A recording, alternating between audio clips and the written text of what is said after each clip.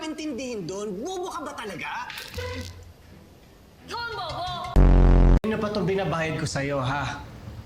Di ba nandito ka para bawasan yung kaso ko? Bakit parang nadadagdagan pa? Ano ka ba? Abogado ka ba o abogago? Bobo ka eh.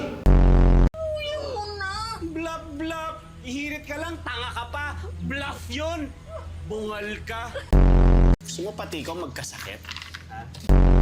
Pag di ako nakatong it's rito, lagot ka sa akin. Ay, salamat. Nabawasan na naman tayo ng isang pangit sa mundo. Teka, huy, ano ba to? Nandito ako, yung bebe mo yung pinag-uusapan mo? Ano nga?